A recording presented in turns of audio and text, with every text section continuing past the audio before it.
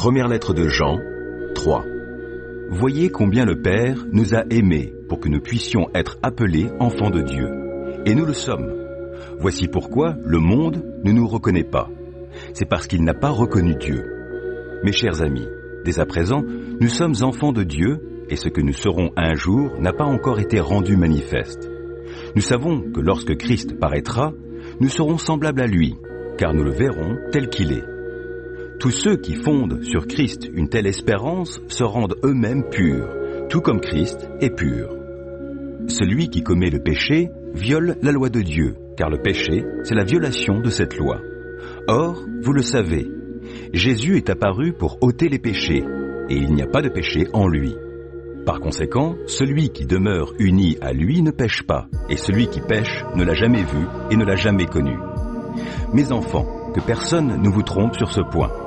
Est juste celui qui fait ce qui est juste, tout comme Christ lui-même est juste. Celui qui commet le péché est du diable, car le diable pêche dès le commencement. Or, le Fils de Dieu est précisément apparu pour détruire les œuvres du diable.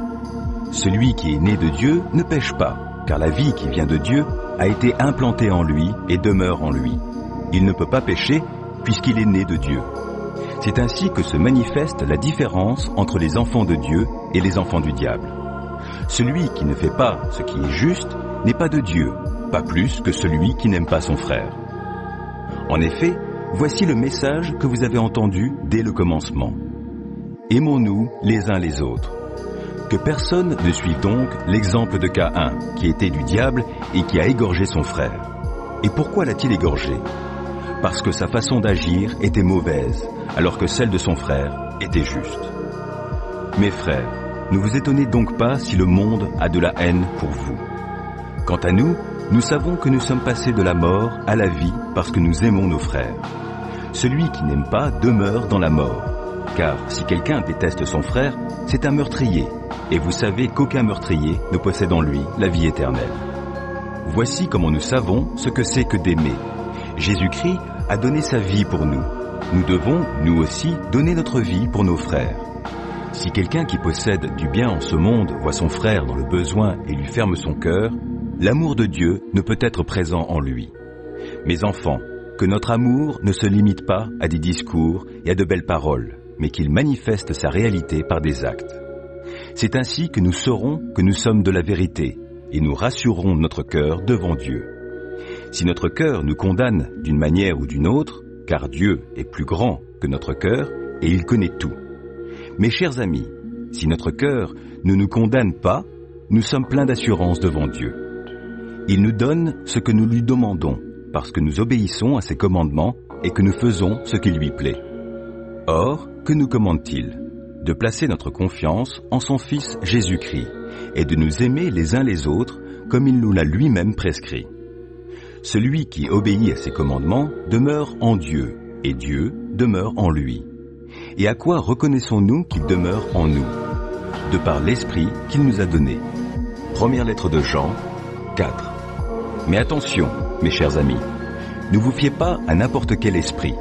Mettez les esprits à l'épreuve pour voir s'ils viennent de Dieu, car bien des prophètes de mensonges se sont répandus à travers le monde.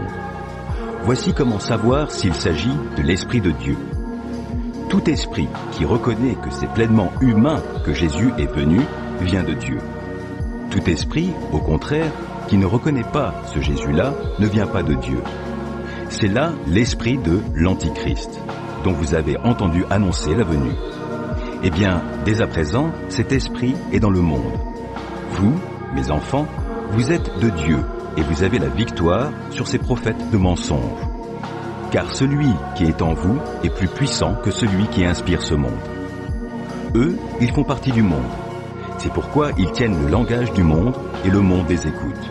Nous, nous sommes de Dieu. Celui qui connaît Dieu nous écoute, mais celui qui n'est pas de Dieu ne nous écoute pas. De cette manière, nous pouvons distinguer l'esprit de la vérité de l'esprit de l'erreur.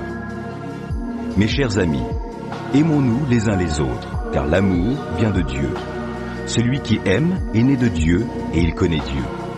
Qui n'aime pas n'a pas connu Dieu, car Dieu est amour. Voici comment Dieu a manifesté son amour pour nous. il a envoyé son Fils unique dans le monde pour que, par lui, nous ayons la vie. Voici en quoi consiste l'amour. Ce n'est pas nous qui avons aimé Dieu, mais c'est lui qui nous a aimés. Aussi a-t-il envoyé son Fils pour expier nos péchés. Mes chers amis, puisque Dieu nous a tant aimés, nous devons, nous aussi, nous aimer les uns les autres. Dieu, personne ne l'a jamais vu. Mais si nous nous aimons les uns les autres, Dieu demeure en nous et son amour se manifeste pleinement parmi nous. Voici comment nous savons que nous demeurons en lui et qu'il demeure en nous. C'est par son esprit qu'il nous a donné. Nous l'avons vu de nos yeux et nous en parlons en témoin. Le Père a envoyé son Fils pour être le sauveur du monde. Si quelqu'un reconnaît que Jésus est le Fils de Dieu, Dieu demeure en lui et lui en Dieu. Et nous avons connu l'amour que Dieu nous porte et nous y avons cru. Dieu est amour. Celui qui demeure dans l'amour demeure en Dieu, et Dieu demeure en lui. Et voici pourquoi l'amour se manifeste pleinement parmi nous. C'est pour que nous ayons une entière assurance au jour du jugement. D'autant plus que notre situation dans ce monde est celle que Christ a connue lui-même. Dans l'amour, il n'y a pas de place pour la crainte, car l'amour, parvenu à une pleine maturité, chasse toute crainte. En effet, la crainte suppose la perspective d'un châtiment. L'amour de celui qui vit dans la crainte n'est pas encore parvenu à sa pleine maturité. Quant à nous, nous aimons parce que Dieu nous a aimés le premier. Si quelqu'un prétend aimer Dieu tout en détestant son frère, c'est un menteur. Car s'il n'aime pas son frère qu'il voit, il ne peut pas aimer Dieu qu'il ne voit pas. D'ailleurs, Christ lui-même nous a donné ce commandement, que celui qui aime Dieu aime aussi son frère.